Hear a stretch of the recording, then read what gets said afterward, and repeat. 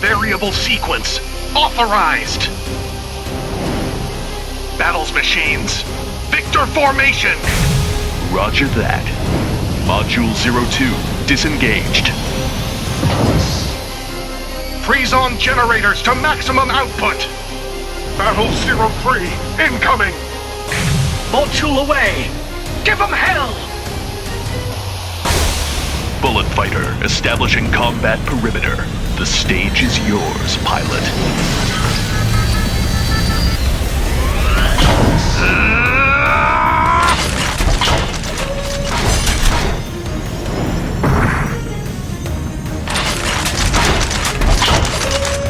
Battle integrated generator artificial intelligence is online. Big Eye, open!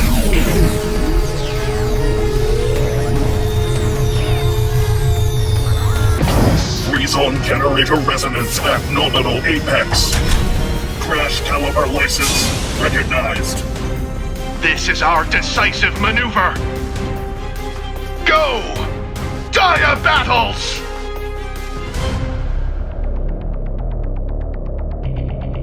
Travelers of toyetic academia, this is internet personality Vangelus, and nearly a decade ago, a piece of history returned. Well, two pieces of history nearly returned, but the Cool Girl reboot quietly fizzled on the vine. The Diaclone reboot, however, kicked off with the rejuvenation of the classic Dia Battles mecha, resurrected and renewed into the form of Dia Battles V2. Now, this stuff can get extremely complicated, so I am specifically looking at the DA11 Alpha Plus re-release that came out fairly soon after the original DA01, primarily featuring a silver bike rather than a red one, 3 Dianauts instead of 4, and a few small tooling updates based on feedback on both versions of DA01. In 2025, all 3 components of Dia Battles V2 received singular reissues as DA112, 113, and 114. Those reissues' red Pantones were tweaked to be closer to DA109 Dia Battles X1's red, and Battle 01 and 02 have upgraded hands and antenna toolings from the DA45 Red Lightning version of Dia Battles. Oh, did you know there was an alternate DA01EX version in prototype lunar base colors too? This stuff can get pretty sprawling, and I am going to mostly focus on official modes and prescribed arrangements. But I want to share whatever info I happen to have picked up in my research. What else am I going to do with those neurons? Learn how to do my taxes? Out of the box, and after a bit of initial assembly, you've got a small spread to greet you with 3 main battles machines, 3 Dianaut crew, a Road Viper motorcycle, a pair of Crash Caliber swords with caliber hanger mounting clips, and 2 pairs of alternate ranged weapons, the long slug cannons and the brickish hammer magnums. Let's drill down to the Dianauts first. They are just over an inch tall, sized to stand alongside their progenitors, the original Diaclone drivers. They are fully sculpted in their Diatector armor and even feature tiny face and chest paint apps. They also feature a suite of articulation with ball-socketed shoulders and hips that can kinda spread, hinged elbows and knees to help them sit in chairs or suffer hideous inverse fractures, and a mid-torso hinge just to show off. Obviously, it would be nice if there were neck and waist swivels, but come on, be kind, look how tiny these are. By the way, ball socket neck articulation was added when the woman Dianauts and Dianaut 2.0s were added to the line to replace these neckless OGs. It is also an early mark of the overall quality of this line to share that it is not very common for any generation of Dianaut to actually break, in my experience, despite their diminutive size, and some knockoffs of them could barely stay together going by many reports. This carries the obvious caveat that if you yank a Takara Tomy Dianaut apart with intent, you did it, not the Dianaut. It was you monster. Dianauts also feature a tiny magnet in the sole of each boot, which allows them to affix to any compatible surface. This set actually came with a little pad of pre-cut steel sheet labels, adding a few patches of stickable footing to the various machines included within. One thing to remember is that all the unused material around the pre-cuts is still magnet compatible, so don't chuck it right away. You could knife that stuff up and add a few more sticking points to your toys, your display, your own body, whatever. By the way, DA11 and most Dia Battle V2s outside of the original release come with 3 Dianauts, but at least 4 available cockpits. So I'm just gonna bring in a bright blue ringer from the big powered family. Don't fret the details for now, we'll learn more about them another time. Moving on to the meat of the set, Battles 01 is the all-terrain, all-purpose command core, with an integrated cockpit and a quartet of Freeze-On pulse cannons. By far the weirdest little sci-fi module of the Battles trio, I do like how official animation went out of its way to identify the articulated thigh blobs as a pair of adjustable boosters that provide Battles 01 with its primary thrust when they aren't swung down to stabilize the vehicle for landing. The pulse cannons can all be removed from their mounting points, which means you can swap in the slug cannons and hammer magnums in any combination you prefer. Compatible holes may lie in unexpected places, so experiment if something looks like it's the right size. Whatever you do, resist pressing that big gray button. It's not time yet. Battles 02 is a very obvious aircraft, primarily consisting of a large red diachrome photon cutter wing, various silver Freeze-On and photon armaments, and a blue bullet module cockpit seated in the center. Having just name-dropped several colors, I will point out that the applications on this set, as with many sets in this line, are pretty darn swish to look at. Much like Battle 01, you can swing down a pair of articulated thigh blobs to stabilize the craft for landings, though in this case it is much more obvious where the airborne thrust is coming from once they're swung back up. The wings and tail fins are also laden with several sturdy detented hinges, whose durability was among the upgrades made to the DA11 version of the set that I'm looking at right now. You can also swing the arm-like side blocks around if you want to make use of the Gatling knuckle tips rather than the turbine-like photon maser guns. And if you want to keep them stored at all times, the crash calibers can be mounted on this machine right away without much trouble. The bottom of the bullet module is also able to plug onto the top of a raid chamber for quick cargo carrying capability. If you don't know what a raid chamber is, don't worry about it for now, we'll discuss it another time. Battles 03 is a land vehicle with a large twin cockpit bullet module atop its main body with 4 little treadlets as its main propulsion, and a pair of claw-like thingies in front that can hinge up and down, just in case you want to pretend this vehicle is both cute and alive. For short bursts of flight, you can fold down the bullet module's little winglets, which is a detail I gleaned from the iconic Mission for the Future Frontiers animation short. Fully separating the bullet module reveals that it is in itself quite a neat little sci-fi transport, capable of latching on to a raid chamber if need be in place of the Battles 03 tread chassis. This bullet module can also swing down a rear cargo bay to deploy the included Road Viper motorcycle, an extremely cool cherry-on-top accessory with 4 pulse blasters around its extendable front axle, offering a Dianaut the ability to rev up the bike's Freeze-On engine for speedy pursuit, speedy getaway, speedy stealth runs, or speedy dating app selfies.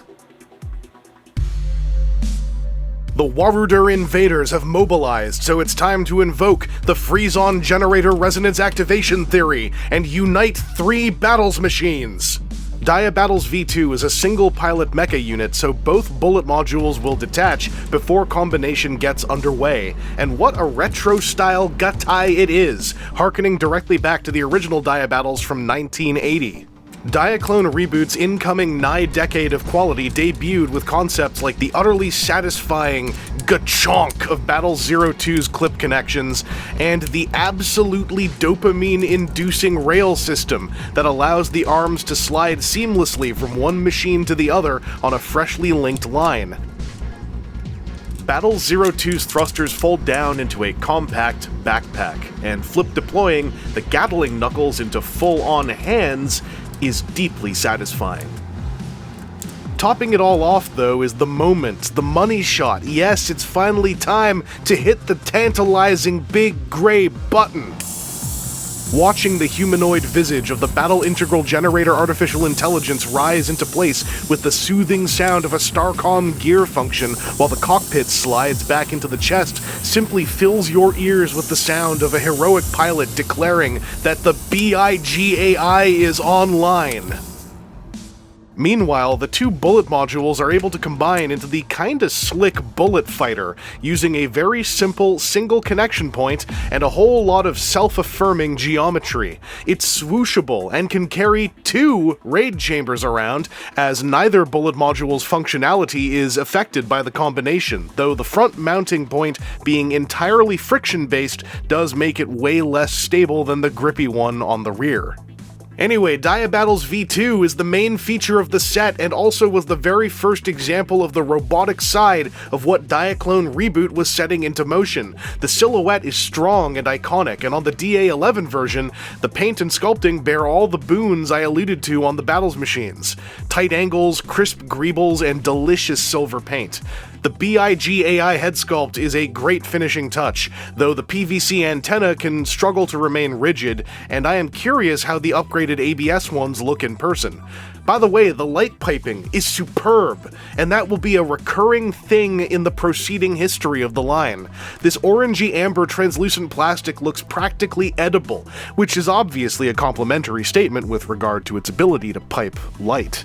You can still swap armaments on the collar-mounted hardpoints in this mode, and with actual hands at its disposal, Diabattle's V2 can wield the crash-caliber swords, provided the pilot is properly licensed to wield them.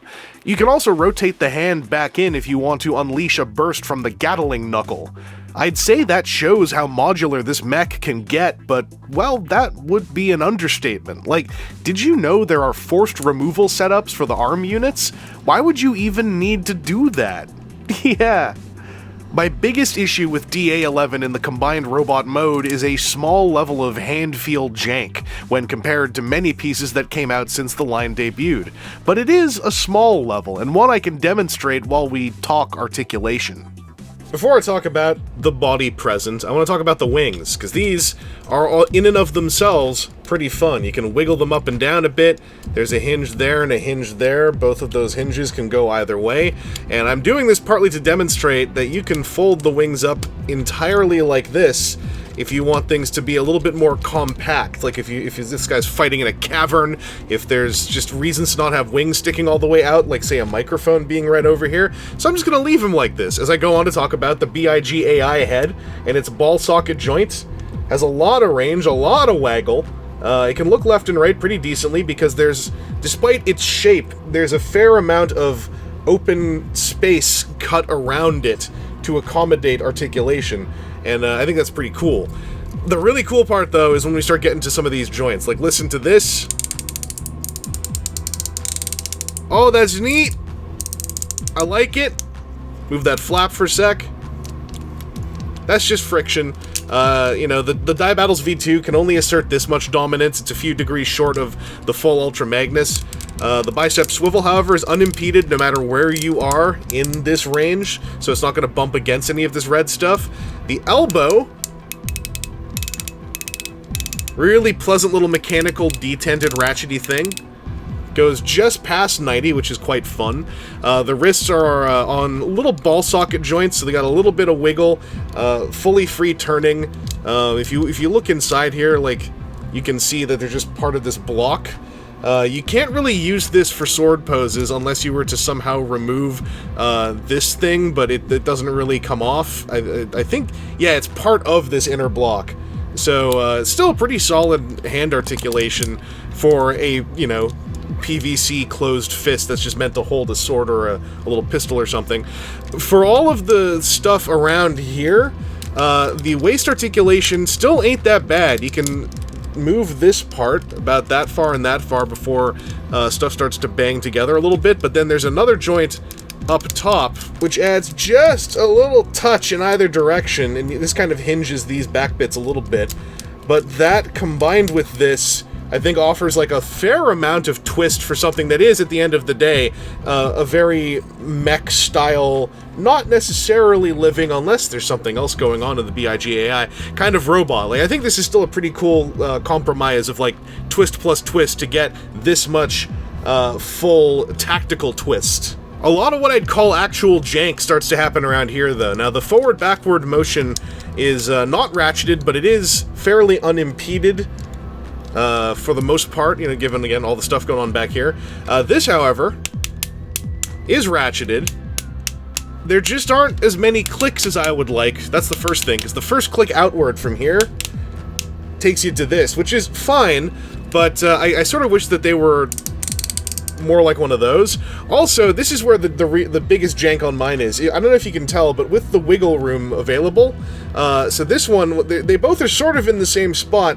This one can wiggle inwards a little bit more, but this one can wiggle outwards a little bit more. That means he often ends up looking slightly askew like this. I'm not sure if that is something I can fix. It hasn't bothered me enough to really want to look into it, but it wouldn't be impossible to, you know, pop 4 screws to just see, well, really 3 screws to see how the inside of one of these works. Oh, no, wait, it would be 4 screws. There's another tiny one there. So I don't know if someone's already done that work. I didn't research the TFW thread that far back. However, the other bit of jank is that the thigh swivel, right, is where the connector is, that little square connector. It is not hard to manipulate this toy and then, you know, rip the leg off by accident, because you're basically twisting this little square peg, and you're holding it on like this. And as this was the first Diaclone Reboot figure to make use of a thigh connection like this, it's not quite as strong on a Battle Buffalo or a Big Powered. And definitely not as strong as on the Diabattles X1. The single hinge knee, though, is exactly my kind of ratchet, and it goes tight. So this is a really fun win for the articulation, because this looks very dynamic when you have this thing like flying around with the one leg bent kind of thing. And then down here at the feet, there's an ankle tilt, there's a foot twist, there's a forward and backward hinge. Very articulated legs, despite my little complaints here and there. It is very fun to pose a Diabattles V2 for all kinds of super robot-y stuff, all kinds of maybe slightly more demure Gundam-y stuff. The articulation on this, especially as the very first entry in the line, it's a very strong start, and it only got better from here. At this point, you've seen the meat and bones of the Diabattles V2 experience, but the larger modularity of the set begins with its other combined modes. First off, Scramble Mode is what one could refer to as the main Diabattles V2 alt mode, primarily intended to allow a combined unit to travel short distances at exceptionally high speeds. It is also, to be a little deconstructive, just untransforming the robot without taking the machines apart. This is where a major personal taste thing comes into play with Diaclone Reboot, which is just how much you're into the idea of visually modular machinery rather than visually disguised machinery. The second main alternate configuration is Manual Mode, which allows the pilot to still operate the United machines without the assistance of the BIG AI, be it to conserve energy or to recover from a critical blow to the Robo-Skull. This is a very classic Gerwalk-ish digitigrade adjacent mecha silhouette that you have probably seen in sibling form elsewhere in your life at some point. It's also a great illustration of the power of lore, as the concept of needing to operate Diabattles without its BIG AI suddenly made this arrangement make sense to me, giving it purpose rather than simply being the look, you can bend parts differently. The third and final prescribed all-in mode actually brings the bullet modules back into play as well. Battle's Trizer is a fully integrated superjet that is capable of breaking through the atmosphere, though it also needs to break apart a little bit to get there. The Battle's 03 legs connect to those other thighs on Battle's 02, while the Battle's 01 thighs use a new locking point to jut out from underneath the main cockpit. One really pleasant touch to all this is how there are just enough new tabs and slots involved to make it feel really intentional and solid. Another pleasant touch is the sheer swoopable silhouette of the assembled Battle's Trizer, looking like the best kind of stacked cockpit retro sci-fi machine stew. By the way, those exposed square thigh connectors up front can use an entirely different mounting mechanism to carry, you guessed it, raid chambers! This really brings in the visual Starcom vibes for me, and damn do I wish that whole deal could get rolled into Diaclone Reboot for a cross-continental cameo crossover. The non-fan-moded, actually in the instruction booklet modularity is not over yet, and if you've seen Diaclone Reboot animations, you already know the visual of a billion of these in various forms flying around on screen. There are 4 prescribed modes that just use 2 battle machines, 2 for Battles 01 and 03, and 2 for Battles 02 and 03. Battles 01 and 02 can also combine together quite easily, but it isn't on the official chart, so I'll just say it is still quite believable to imagine that they might bolt together to form a slightly more potent aircraft. Battles 01 and 03's mech mode is called the Hopper, because surely you get it. Like, look at it. It's like an ATST that goes to the gym. I could see this being put to use if Battle 01 is low on fuel or simply has had its engines damaged, relying instead on Battle 03 for mobility while also allowing it to literally kick fools in the head. The Hopper can transform into an alternate mode called the Crawler, which is basically a cute little tankette, bumbling forward with 4 cannons at the ready, legs coiled to explode back into action in Hopper mode. The mech mode for Battles 02 and 03 is called Glide, and this is about as girl-walk as you can get with this set, as it basically provides limbs and variable flight ability to the smaller bullet module. Much like the fully combined manual mode, Glide mode has a certain desperation to it that really resonates me.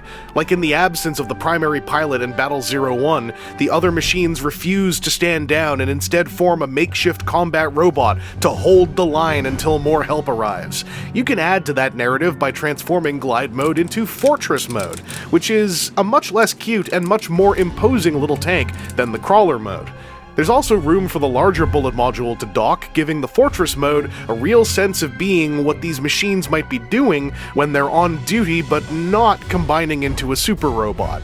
Not to balloon an info-dense video even further, but I can't talk about DA11 without also touching on DA07 Cosmo Battles 02. This is an alternate Battles 02 designed for space combat, and it is loaded with fresh features that really elevate this contained package alone. First off, it comes with 2 pairs of arm mounters, which allow you to make full use of whatever weapon options you haven't attached to the 4 main hardpoints on Battles 01. You can even use these to turn any of those parts into handguns for Diabattles V2. This was one of the true first steps into fiddly modularity for the line. Less robot Lego, more 3mm peg Tetris. Careful with those Battle 03 ports, by the way, they're a bit tight on DA11 at least. Also, you get a bullet connector, which can allow a bullet module to hook up with a pair of arm rail compatible parts to form a more custom style of bullet fighter, with rearward raid chamber storage to boot. It can also mount underneath the rear end of Cosmo Battles 02, adding yet another way to carry a raid chamber. And it can even store in the larger bullet module in place of the Road Viper motorcycle. Another pertinent part of this add-on package is the new double-seater bullet module that can hold both included Dianauts. This has the same rear connector as the smaller version from the DA11 set, so you can form a slightly beefier bullet fighter with Battle 03's bullet module, and this new one features hardpoint holes on either side of its body. It goes without saying that Cosmo Battles 02 can also fit into any of the modes we looked at prior, from Glide, to Fortress, to Scramble, to Manual, to Diabattles. Notably, the new Smash Blaster arms have shoulder hardpoint holes, and in place of the Gatling Knuckle, there are twin armaments of the Mega Blaster and Smash Claw. Sadly, the claws cannot rotate as they are fused to the blocks that already allow the Gatling Knuckles to rotate. Pinching only, I'm afraid. Also, that arm unit ejection feature comes into play if you want to switch straight into the Fire Slugger 3 arms, a hidden feature of sorts that allows the big obvious cannons to deploy their own bespoke robot arms. Their articulation is a bit clunkier than the regular arms, especially with that Hasbro 2009 Iron Man 2 ass, groin ass, shoulder joint ass. Does anyone still remember those old hip joints? Anyway, not to keep repeating notions of this is where it all began, but Cosmo Battles was kind of the first glimpse into true Diaclone Robot Lego, with 3 pairs of rail-compatible modules and 2.5 rails to slot them into, with that T-shaped system on the torso. Battles Trizer gets upgraded into the Cosmo Trizer when using this machine. While it obviously features bigger boosters and more guns, it can also choose to alternately use a new flip-down piece to hook into Battles 03 rather than the alternate 02 thigh connectors. This keeps those thigh connectors open for Scram mode, which allows you to bolt an entire second Trizer onto the back of this one, which is kinda ridiculous, but also very endearing. The nichest of options for those who actually have multiple Dia battles. By the way, Cosmo battles first debuted as part of the DA06 Dia Battles Cosmo maneuver type, strictly replacing Battle 02 as part of a space-themed variant that still only included 3 Dianauts for its now 5 available seats, but also came with all the additional bits like the arm mounters and bullet connector. The Cosmo maneuver type can do every mode we talked about, from hopper, to crawler, to glide, to fortress, to scramble, to manual, to Dia Battles V2, to Cosmo Trizer, along with any fan modes you can figure out in between. This set features a new BIG AI robot head that is a bit bulkier and visored up. This head was available on its own in DA11 blue and red, but that solo-baggied cranium was a very limited release item, and now regularly costs over $100 before shipping. As much as I'd like to, I just can't. That statement is a common one for Diaclone Reboot. It's become famously infamous as Takara Tomi's most boutique line, a passion project driven primarily by one designer, with seemingly short production runs and a very high level of quality control.